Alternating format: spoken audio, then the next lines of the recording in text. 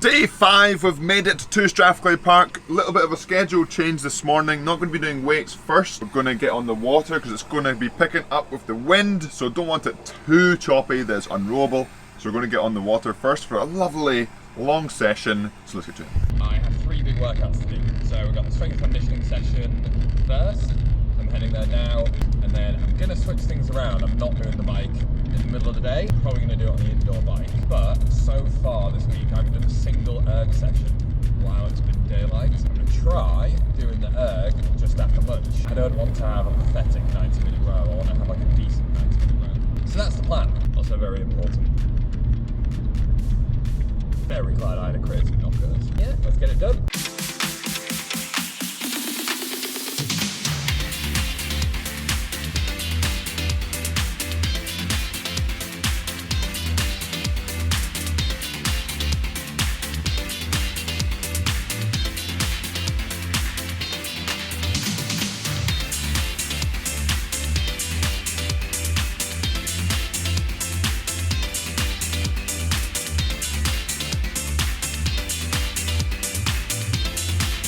Workout done. I tried to do 120k on the deadlift, and I did 125k, so trap bars 25, and I did for 5 sets and then blew out, so I went back down to 105. 10 by 10 has been like a bit of a shock this week. Then did bench press and just some lat pull downs. Good workout. Now home, food, bit of work, and then let's tackle this row.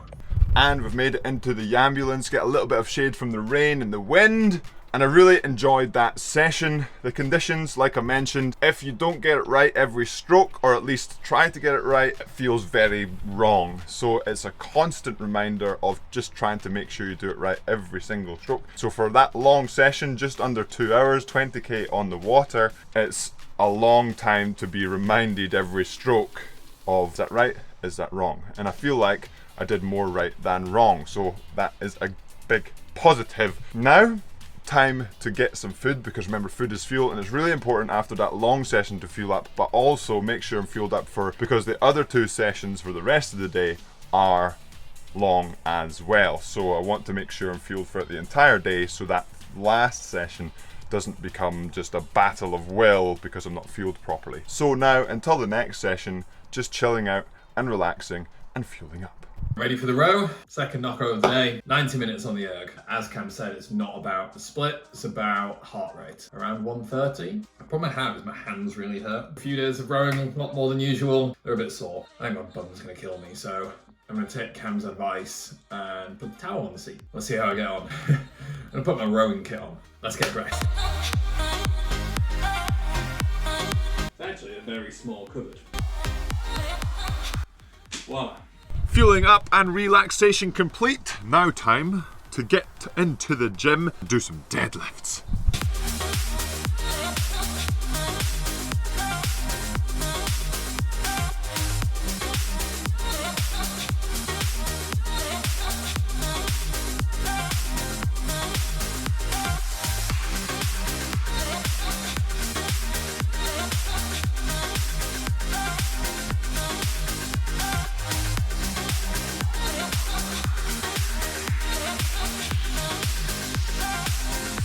And we have finished the weight session and the last weight session of the week. And pleased how that one went. I was pushing up the weight towards the end of the set, and that is pretty much the end of my 10 by 10 deadlifts block. So finishing off on the highest weight and almost feeling like I can keep pushing up, which is really good as well. So that will be it for the weight session. Now, fueling up again, because remember, food is fuel and we need to fuel up after all the sessions, and especially today because we've got another long session, 90 minutes on the rowing machine. So again, between now and then, relaxing, chilling out, going to head onto the rowing machine and just do a chilled 90 minutes.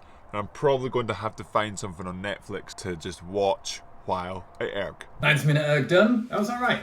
It wasn't too bad. It was very steady, very slow. I don't think I'll be breaking any records. But had a movie on, distracted me well, just kept plodding along. The towel on the seat thing, man, that was game changing. So I need to go have my tuna pasta, loads of bread and butter, and then I have my 40 40-kilometre bike ride to do later. Lunchtime. Have tuna, pasta, and olive oil, and half a loaf of sourdough bread, which I will eat.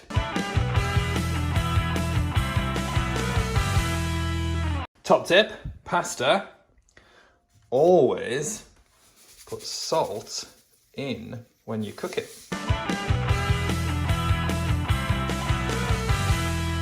Today has been a roller coaster of emotions. I felt so good earlier. I was like, I cracked it. I thought, that's it. I am now an elite athlete. Turns out, I'm not. I'm really tired. And I don't want to do the 40-kilometre bike ride. I keep saying kilo. Indoor bike, sat there. No, it's just gonna be really dull. My legs are tired. I'm just tired. It's a Friday. I've gone from really good earlier to now just being very over it. I know it sounds like whinging, but get on the bike. Get on the trike! Get on the bike, Adam. I'm getting on the bike. I'm going into my garage. I'm going to get on this thing. Wow.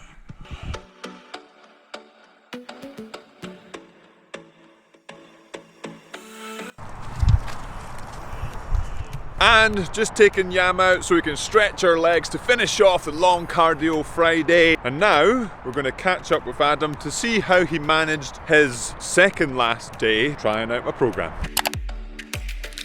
Oh, I'm delirious from today.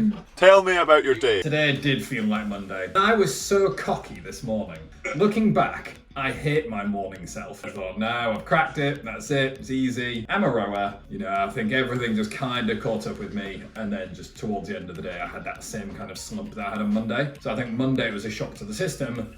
Today it's just, I'm tired. Your work rate compared to mine today was just like... Because that's what we did like similar calories and then I've just like gradually sort of crept up. That's what you said at the start, you know, your ability to sustain and maintain this level and recover between, that's the difference. You know, and I think that's what people don't realize is like, I've worked obviously on a lot of Magic Mountain challenges. So I've seen thousands of people's weekly output, and it's like yours is in the top 1% of what I've seen on Magic Mountain. And most people do that when it's a 1-week challenge and then they have a month off. Whereas yours is sustained at that level. And I think most people can't do that. Completely different ballgame. There's, you know, you're not going out for drinks and sacrificing sessions. You're not, you know, doing things that you put in front of training because you can't. If you do that, that's your training gone for that day. If I had a hangover today, no chance. I talked about how I'm getting fitter and better anyway. And yeah, today was a 43k day for me. That's a big day. Do you ever have to take tactical time off to recover? Do you ever get to that point, or do you know your body well enough now to avoid having to? I think over especially the past maybe 2 or 3 years, that's something I've sort of honed in on, and it's a really, really personal thing. You can feel it essentially if it's too much. If I do 3 or 4 days either too hard or under recover, I'll be ill. That's why I like force the food, force the recovery, because if I don't, I can't train. It's like a kind of like, well, which one do you choose between kind of thing. Time off, but you can do different things. But I know, like, for me, if I don't get enough sleep, especially, I'm not going to do well. And then plus the food. But then I know guys that they'll go out multiple times a week and be fine. I'm not one of those ones that I need. If I'm not getting 9 hours, I'm like... I mean, I've noticed that I've needed more sleep as the week's gone on. And the first day I had 1 knockout. Today I've had 3. So it's like, you know, I think that because the sleep debt isn't there that can build up over time. Yeah. So I think Saturday night, I'm just going to sleep for 12 hours. You know, it's going to be one of those to catch up. All right, the bit I always look forward to. What's tomorrow? So there's a semi-optional session tomorrow outside of the 2 sessions that are kind of planned. So you've done 10 by 10s this week. You've become a lot stronger. So it's a much shorter session and higher weight. So that's the optional session. The other 2 sessions are so it'll be a similar to the paddle with Dave. So you go out for an hour and paddle. You can do that on the erg. So if it was on the erg, I would say 45 minutes. But if you're on the water, about an hour. Going out, just sort of nice and chilled out, nice and easy. And then your favourite, we get to do some intervals. So 15 by 500 is what we're doing tomorrow. You did the 10 minutes a bit on the easier side. I'm going to cap it as in the minimum rate, so it'll be a minimum rate of 30, then so go above if you want or stay there. The last time I did this workout, I think it was 130 for 15 500s, but that was after a couple of those and like got used to it. I would like to sort of dig the hole for the first 5 and then sort of hold on for the next 10. I reckon 135 I could aim for. I think you can go for 135 for the first 5 and then see what happens. We'll try and squeeze all in, but it's going to be intervals first thing in the morning. There we go. What better way to start the day, right? Straight to bed for Adam then. I will let you know how I get on All in right. the morning. Good luck.